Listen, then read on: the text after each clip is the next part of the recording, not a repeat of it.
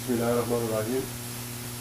Assalamu alaikum, Efendim. I've been reading about Maulana Abdurrahman Jami, Qaddasallahu Sirruh, who lived around the time of Shah Naqshbandi, Qaddasallahu Sirruh. Maulana Jami says, love is essential for our path. My question is, how do we fall in love? What is the way to love? Is it self-sacrifice? Is it self-mortification? What is the goal that we should have in mind? Assalamu alaikum. Annihilation, disappearance, non-existence. That is the goal. Non-existence. To not exist, not have a will, except for the will of that beloved one that you love. How are you going to do that? Here we're talking about love. First, ashq. Let's try to take away this idea of L-O-V-E in 21st century American Western understanding. That is a very loaded word. First, we try to shape it according to our purposes. Ashq. Don't use the word love. Ashq in Islamic tasawwuf way, it is something that completely burns you. It overtakes you. It is an energy, a force that will push you to do something, will push you and completely overtake you. It is not something, because I'm saying we have to shape it according to our discussion, because idea of love, 21st century Western idea of love, is this buzz that you get. You get very nice, you feel so good, your endorphins are released, and you're just floating on cloud nine. No. It's not that. That may be in it a little bit, but that is the lowest level. So this ashq is something else. So when he talks about, Maulana Jami is saying that, he talks about, Holy Prophet is saying that, Maulana Rumi is saying that, Sahibul Saif is saying that, the love, ashq, now when it completely overtakes, because the ashq, you don't want to exist. You want to completely finish yourself, because it means that you want to be united. You want to disappear into the oceans of that one. You don't want to be separated. The beginning of the Masnawi, listen to the sounds of the reed, is singing of separation. Separation is the opposite of ashq. The ashq will make you to be completely annihilated and to be with that one that you love. That is very high level. We are talking about it. We haven't experienced it necessarily. We may get some idea here and there. But now that ashq now is not towards anything from this dunya when that word is being used.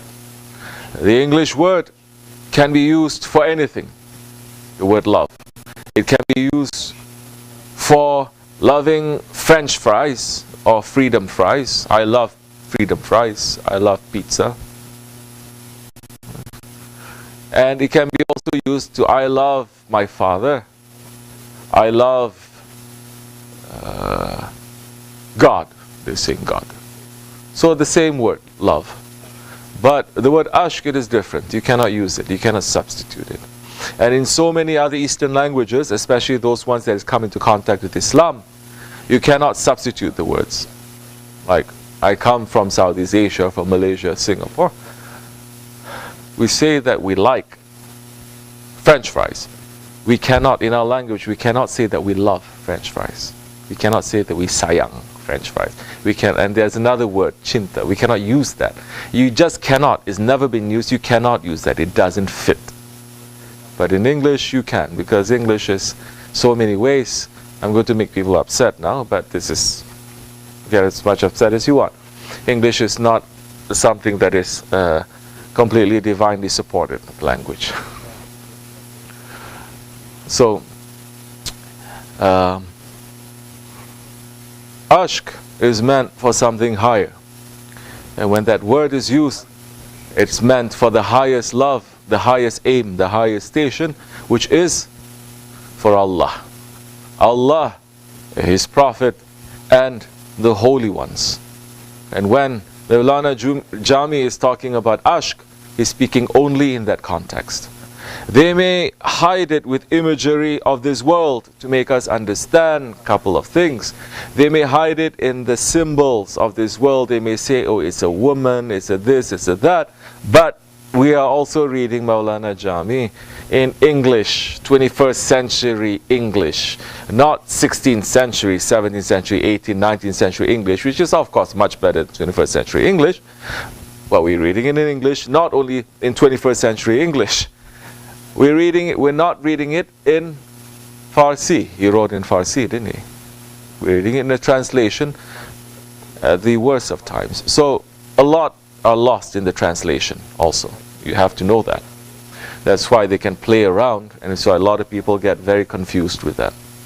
So it's not meaning love between man and woman. It's not meaning love between father and mother, between son and father, mother and daughter. There's not earthly love when it's talking about that ashk. It is a divine love. So how are you going to achieve that divine love? Very easy. Be with the lovers. Be with those ones who loves Allah. They will show you how to love. And if you know Maulana Jami, he's warned people of this way too. He warned people going on this path. Same thing with Maulana Rumi.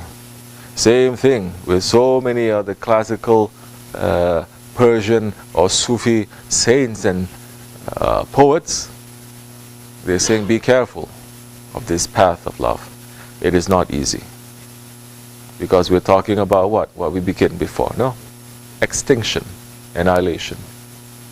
So, you are going to be tested. Be with the ones who have loved. Shah Effendi, Hazretleri, his love for Allah and His Prophet and for Shaykh Maulana, it is, you cannot dispute it, you cannot doubt it. And how Allah and His Prophet and Shaykh Maulana went, put him through tests to prove that love, we cannot even imagine. And if we take a little bit of that test, we are going to fail. And we are going to not only fail, we're going to deny Allah then that time. What kind of a Lord this is that's going to test me? So it's not easy. As I said before, this is not love, Western understanding, endorphins getting released, pleasure center activated, and you feel a buzz. Oh, I'm on cloud 9.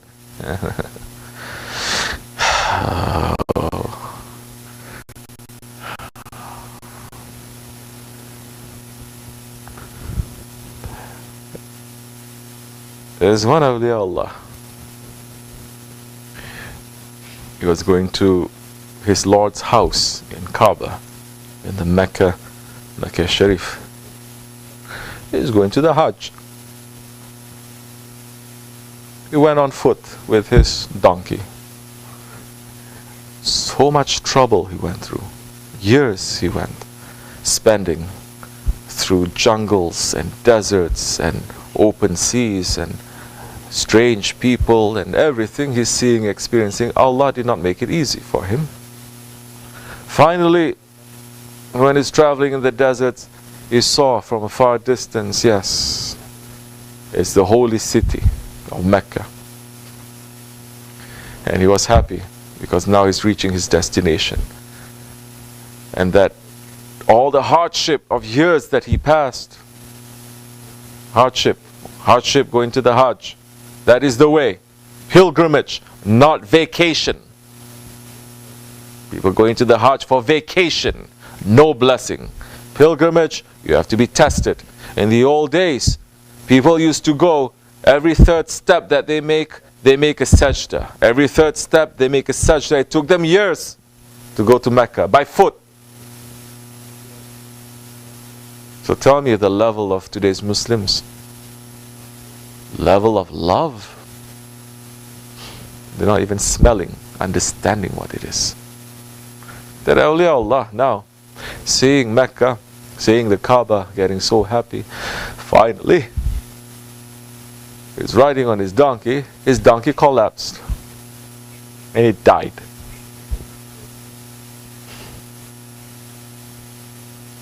Then a voice came to him saying, "Oh, you who is looking for me,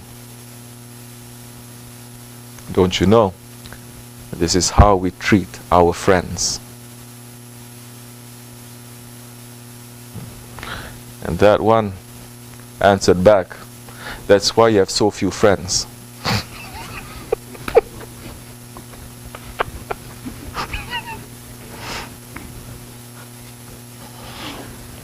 When Allah has friends, they may exchange words like that. It's not our business. But it is true. That one was getting a little upset with his Lord, saying, "That's why you have so few friends. If you treat them nicely, everyone will be your friends." But no. But understand now that it is not easy. No prophet ever had it easy. From Adam alayhi salam to the Holy Prophet alayhi salam, no prophet, 124,000 prophets, all of them had it very difficult. They were tested and tested and tested and tested. You have to be burnt and burnt and burnt for all the impurities to be taken away from you. And what is left is that jewel, that gold, that stone, that jawhar. Yes, that one that is going to transform. Now once you have that you touch something else, is going to transform. Touch it, is going to transform. That's why awliya Allah, they have that so they can touch. Very easy. They touch, the person transforms. Because they have been knocked hard. Shaykh Effendi, oh, what he had to go through. Yeah. Don't you know these holy ones? Of course, there's so many different levels of awliya too, but you know by the lifestyle that they lead to.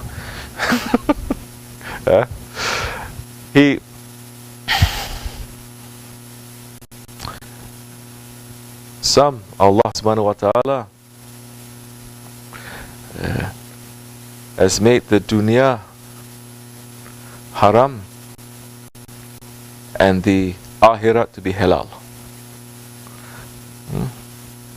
Meaning that those ones that are the believers, the dunya is a prison to them, there's a confusion to them, but the akhirat, it is halal, it is given to them. Some, the dunya, it is halal to them, but the akhirat is haram. And those ones whose hearts are far away from Allah, they don't believe this dunya is like a paradise to them. And then the akhirat becomes a jahannam for them. Some, Allah has made the dunya and akhirat to be forbidden. What does that mean? That means those ones, Allah did not create them for dunya, and He did not create them for akhirat. He created them for Himself. So, the dunya is made forbidden for them. Akhirat is also forbidden for them. Meaning they don't live in this dunya to enjoy this dunya. Life is very hard, very difficult, every day, very difficult for them.